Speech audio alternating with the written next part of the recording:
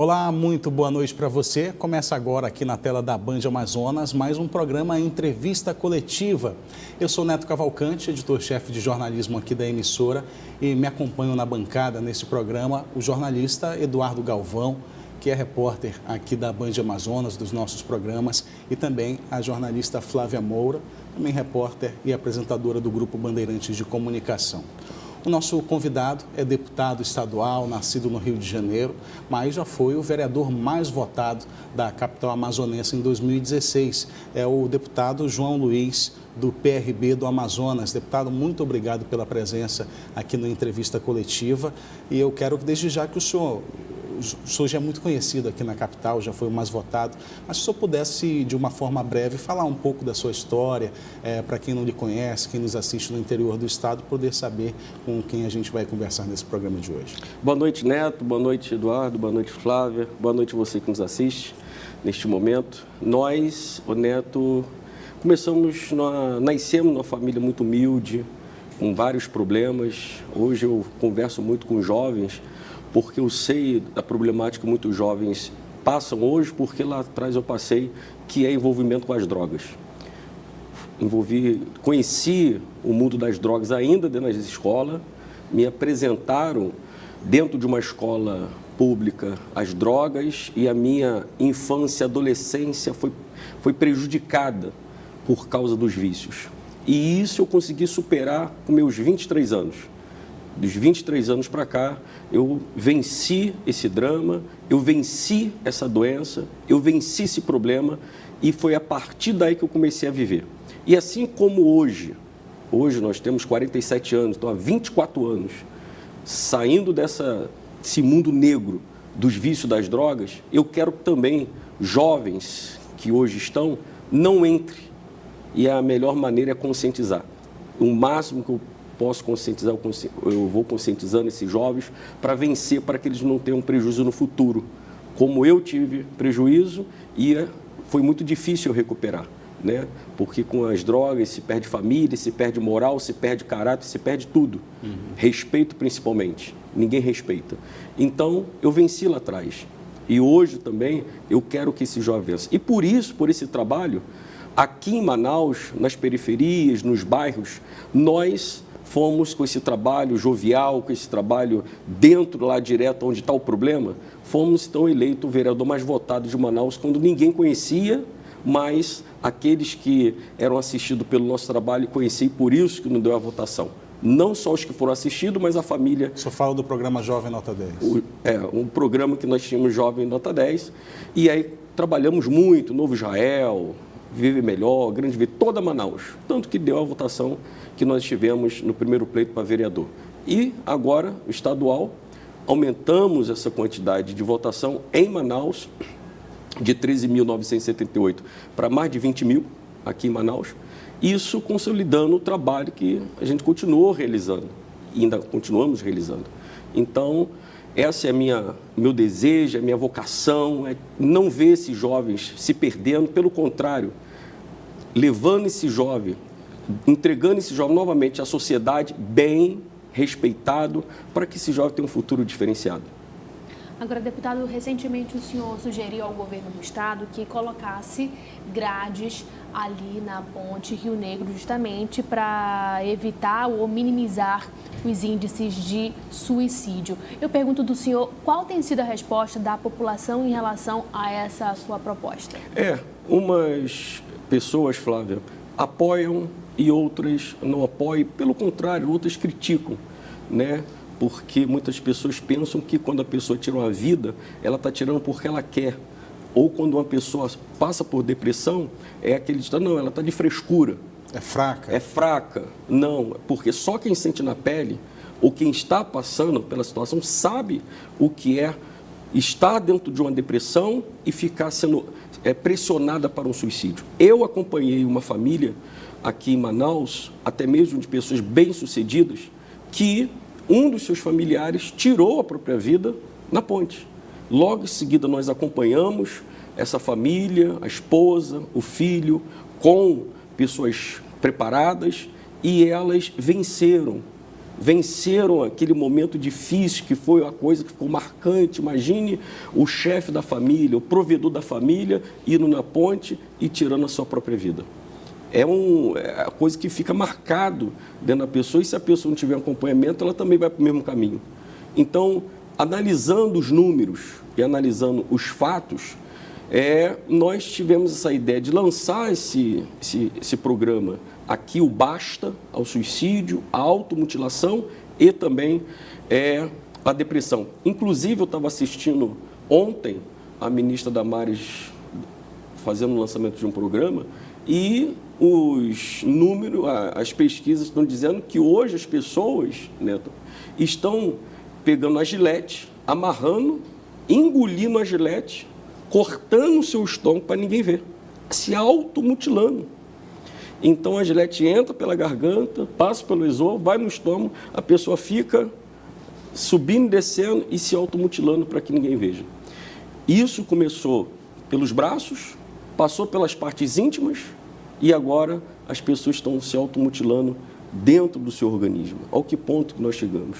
Então, diante de fatos como esse e de outros também, o senhor acredita que apenas colocando a grades ali na ponte, esse índice diminuiria, ou no caso teria outra proposta, uma outra sugestão, como acompanhamento em escolas, no trabalho, na família, não sei, já teria alguma coisa do tipo? Psicológico na escola. Né? Exatamente. Neto, essa conscientização nós começamos no dia 31 de agosto.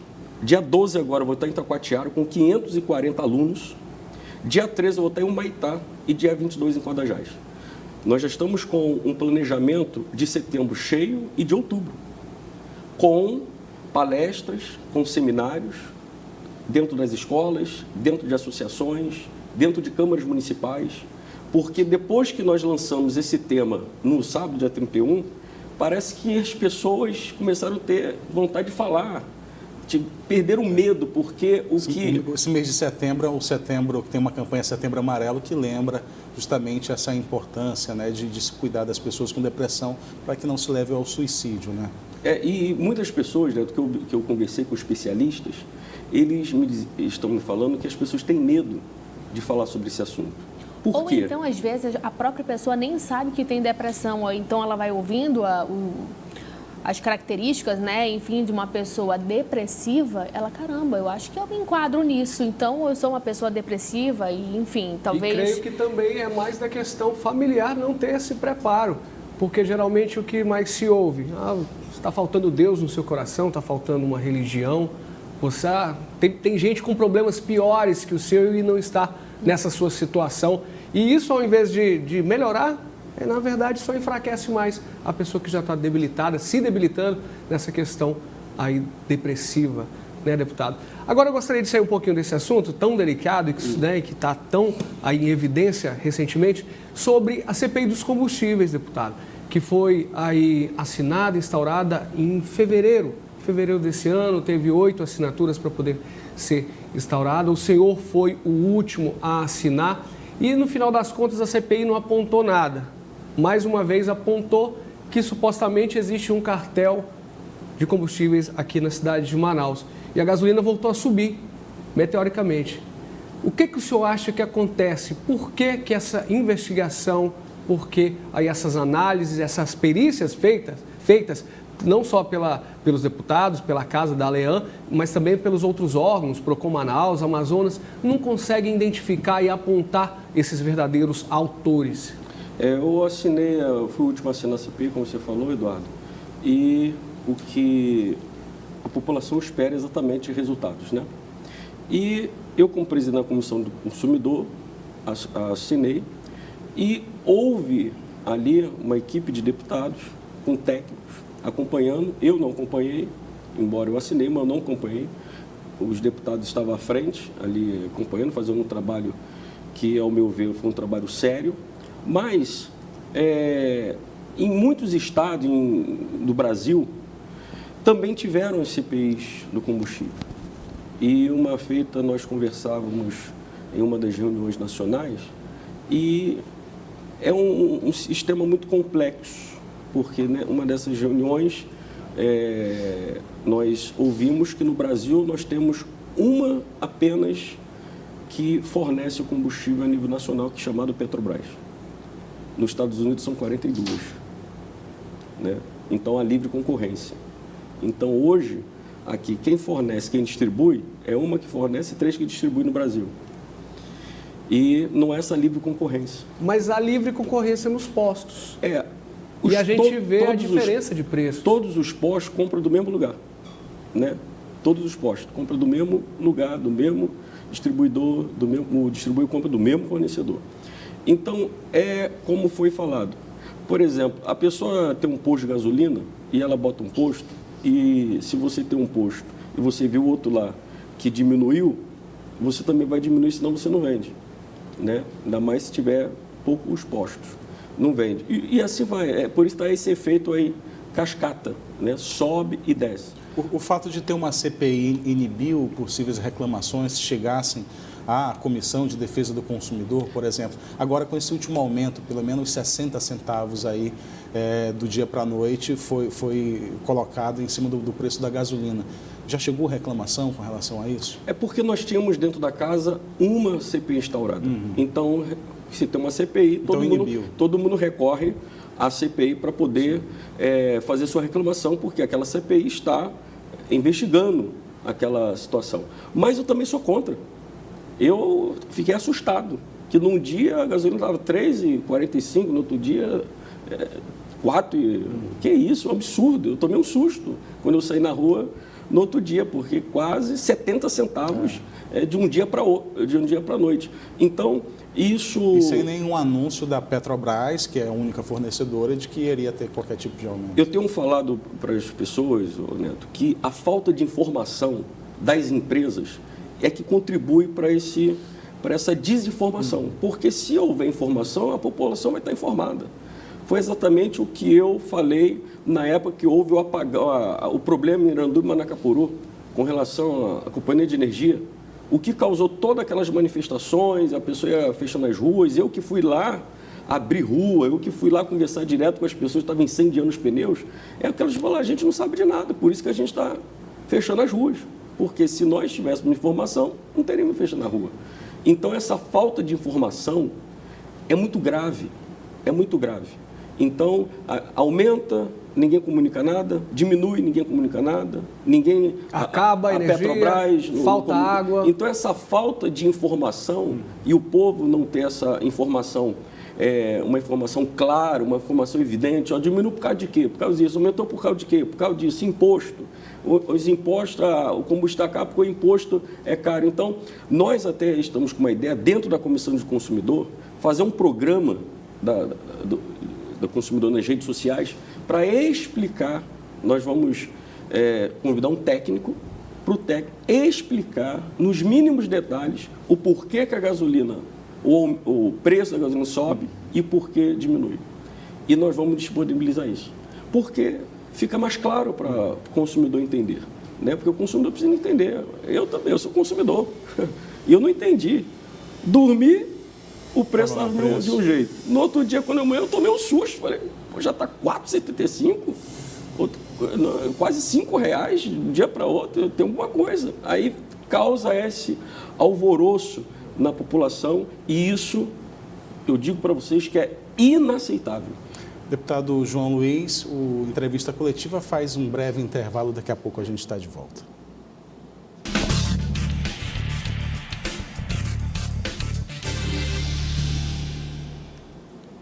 Estamos de volta com o programa Entrevista Coletiva aqui na tela da Band Amazonas, recebendo o deputado estadual João Luiz, do Republicanos aqui do Amazonas.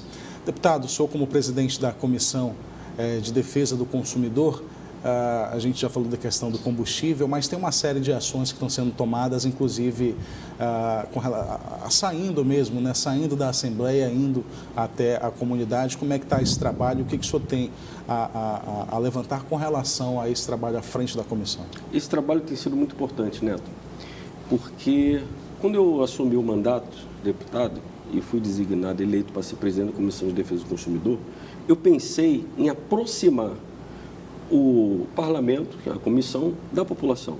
Porque existem pessoas que estão enfrentando problemas e não têm condições ou não sabem nem onde é o prédio da Assembleia. Então, eu lancei a Praça do Consumidor, um programa Praça do Consumidor dentro da comissão, e começamos a levar nos bairros, Manoa, Ver Melhor, Recente na Compensa e em outros bairros que nós já chegamos. Então, lá vai conosco Amazonas Energia, Águas de Manaus, CDL, Justiça Itinerante, vai a Defensoria, e ali vai resolvendo o problema das pessoas. Aquilo que não for resolvido no momento, então se abre um prontuário para poder fazer a conciliação na comissão, na Assembleia. Se não houver na conciliação, nós encaminhamos para o juizado. Então, essa Praça do Consumidor já resolveu, só agora na Compensa, mais de 700 pessoas atendidas em 2 dias. Isso é muito gratificante, porque nós ouvimos das pessoas que elas saem dizendo, tirou um fardo dos meus ombros. Pessoas que tinham conta de energia, conta de água altíssima. Agora, recente, uma senhora tinha uma conta de água de R$14 mil. E a empresa atendeu, reduziu para R$500, que é justo, de parcelado. Então, a pessoa já tirou o nome do Serasa, tirou o nome da SPC, já deu condições de ela pagar tudo que o povo quer pagar. Tudo que o povo quer é legalidade. Por exemplo, as pessoas não querem furtar energia. E até mesmo eu ouvi de um diretor da companhia que muitos municípios do Amazonas furtam muita energia. Então, eu falei para ele, a população do Amazonas não é ladrão e nem quer ser. Eles querem pagar, mas para poder pagar uma conta de energia, tem que ser uma conta de energia justa, uma medição justa, colocar lá o relógio, por exemplo, no bairro do Conjunto Piorini, a população quer o relógio, ele não quer estar no gato, ele quer o relógio. Então, não sou eu que vou ter que ir lá, pegar o carro da empresa e ir lá legalizar, isso a empresa tem que colocar. Então, nós estamos trabalhando para dar esse poder à população, e eu fico muito feliz de poder contribuir para que a população amazonense venha tirar esse fardo pesado de cima dos seus ombros. Deputado, e o que acontece com as concessionárias? Hoje é a concessionária de energia que lidera um ranking, né, de reclamações que chegam lá para o senhor na sua comissão, na Assembleia Legislativa do Amazonas, seguida da concessionária de água e depois as empresas de telefonia. O senhor falou que a senhora estava aí com tantos mil na conta, sem condições, e abaixaram essa conta de água, na verdade, tiraram o nome dela aí do Serviço de Proteção ao Crédito, mas e contra as empresas, contra as concessionárias? O que acontece? O senhor faz o quê? Essa comissão faz o quê contra as empresas que tratam os clientes assim dessa forma abusiva? Por exemplo, agora no evento, na situação que houve em Manacapuru e Iranduba, nós criamos uma força-tarefa com o Ministério Público, Defensoria e o PROCON. Então, vimos em loco a situação e deu entrada no Tribunal de Justiça e multar a empresa em R$1 milhão se não cumprisse o que foi ali determinado. Retornamos com as fiscalizações, não cumpriram, então retornamos ao Tribunal de Justiça para executar essa cobrança. Então, estamos exigindo, porque hoje a empresa é privatizada, né? Tudo que privatiza, nós pensamos que vai melhorar. Esperamos que melhore, mas no início piorou, né? Piorou a qualidade de energia, muita reclamação, os municípios sem energia, as coisas muito ruins. Então, nós estamos fiscalizando. O cabo que hoje eles estão instalando via aérea foi uma indicação nossa, porque no início eles queriam recuperar o cabo que rompeu a 52 metros ao fundo do rio, subaquático. O subaquático, queriam içar o cabo, consertar para depois os municípios iam ficar até o final do ano sem energia, né? Então, houve aquele dos motores lá para esses 2 municípios e agora estão instalando o cabo via aéreo na ponte. E eu tenho a certeza que vai melhorar a energia. Mas nós não queremos só isso. Houve uma contemplação dos municípios de instalar usinas a gás. E Manacapuru e Iranduba, você próximo a Manaus, não foram contemplados. E lá tem a instalação da Cigás. Lá, então, nós estamos também solicitando à empresa que verifique para que se instale nesses 2 municípios, porque esses 2 municípios vão crescer muito. Foi anunciado agora que uma grande empresa vai se instalar em Iranduba, então vai crescer muito e precisa do plano B. Codajás teve muito problema também e fica ali no caminho do gás, vamos dizer assim, no caminho do gasoduto. Né? Exatamente. E, inclusive, dia 22, nós vamos estar lá em audiência pública da Codajás devido às muitas reclamações que recebemos na comissão. Então, agora, deputado, quais são os resultados, assim, por exemplo, de audiências públicas? Porque a gente fazendo uma breve comparação, por exemplo, aqui em Manaus, capital, temos PROCON municipal, PROCON estadual, nas duas casas ali, Câmara, temos também a Comissão de Defesa do Consumidor, assim como na Assembleia também tem.